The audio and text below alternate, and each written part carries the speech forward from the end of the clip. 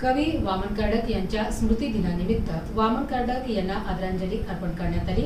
या कार्यक्रमाचे आयोजन वामन कर्डक यांचे मानस जावई मधुकर भोरे यांनी केले होते।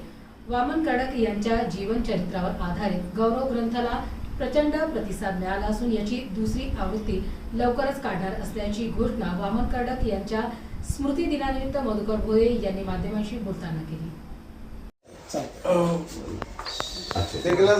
मला पाहिजे आणखी बस झालं।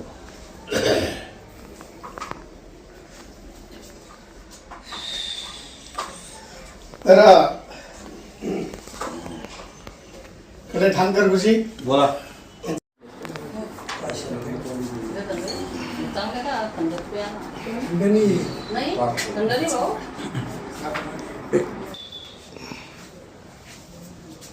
सगळ्यांचे एकत्र घेतला असं नंतर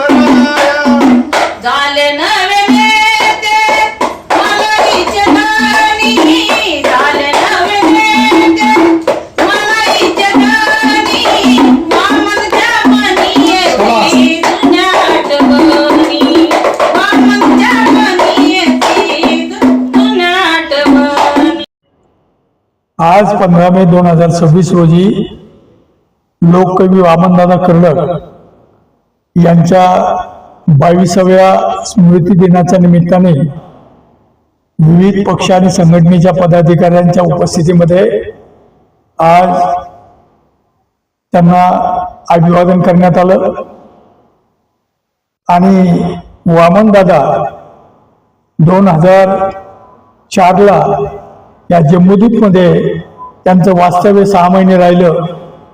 त्या वास्तव्यामधल्या काही घटनांचा या ठिकाणी ओघ करण्यात आला।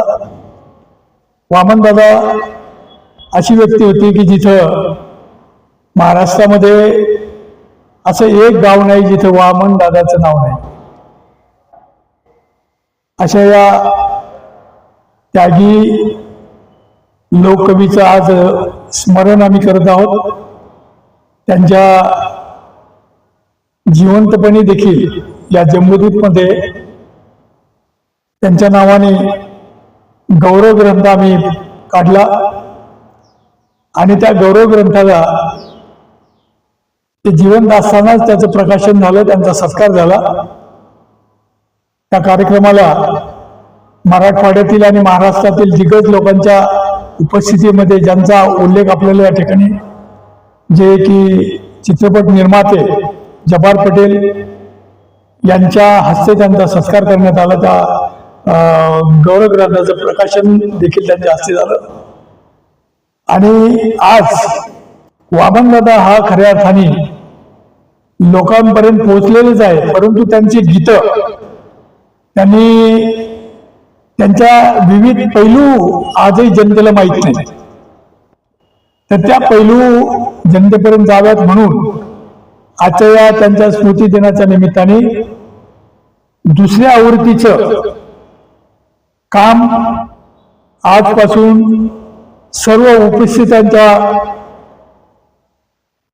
मताप्रमाणे दुसऱ्या आवृत्तीचं काम आम्ही सुरू करत आहोत। एवढं आजच्या प्रसंगी आम्ही जाहीर करत आहोत आणि या दुसऱ्या आवृत्तीमध्ये ज्या ज्या लोकांचे लेख, कविता, गीतं अगोदरच्या आवृत्तीमध्ये नव्हते, पण त्यांची इच्छा असताना देखील ते घेता नाही आले आणि म्हणूनच आता ज्यांनी ज्यांनी पहिल्या गौरव ग्रंथाच्या वेळेस त्याग केला,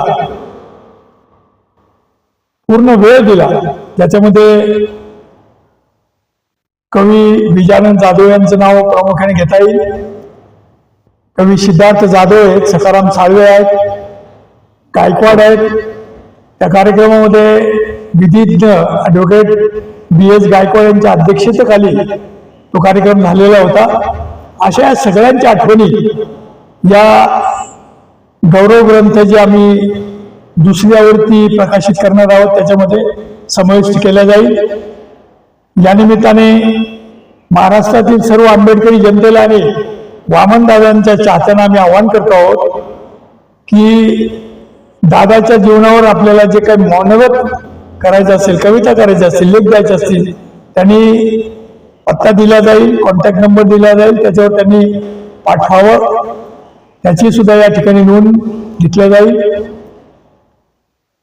मागील 2016 पासून डॉक्टर बाबासाहेब आंबेडकरांच्या जयंतीमध्ये सजीव निर्जीव चांगल्या पद्धतीचे ऐतिहासिक देखावे जे संघ करतील अशांना पुरस्कार देऊन त्यांना सन्मान केला जात होता.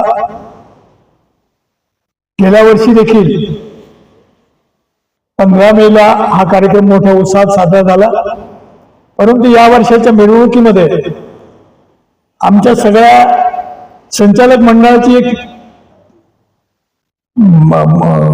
इच्छा होती की डॉक्टर बाबासाहेब आंबेडकरांची जयंती ही ऐतिहासिक दृष्ट्या शांततेत, संयमानं आणि एक शांततेचा आणि विधिज्ञ असा महापुरुषांच्या जयंतीमध्ये कुठल्याही प्रकारचा धांगडधिंगा नसला पाहिजे, डीजे मुक्त असावं.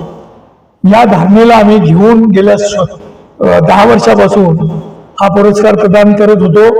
परंतु या वर्षाच्या 14व्या पिढीमध्ये आम्हाला जेव्हा आम्ही मिरवणुकीचं निरीक्षण करायला निघालो त्यावेळेस क्वचितच असे काही दृश्य दिसले. पूर्ण मिरवणुकीमध्ये आम्हाला डीजेचा प्रादुर्भाव दिसला, अत्यंत हिडस असं वातावरण दिसलं. त्यामुळे यावर्षी आम्ही तो पुरस्कार वितरणाचा सोहळा रद्द केलेला आहे. परंतु वामनदादाच्या स्मृती दिनाचा कार्यक्रम मात्र प्रत्येक वर्षी चालू राहील आणि यापुढे जाऊन देखील सर्व धर्म समभाव जयंती उत्सव महासंघाच्या वतीने समाजाला आम्ही आवाहन करत आहोत की आपण डॉक्टर बाबासाहेब आंबेडकरांची जयंती साजरी करतोय, कुठला उरूस किंवा एखादी जत्रेचं स्वरूप त्याला येतंय ते चुकीचं आहे. पुढील वर्षी महाराष्ट्रातील जनता याची नोंद घेतील एवढी अपेक्षा या ठिकाणी व्यक्त करतो.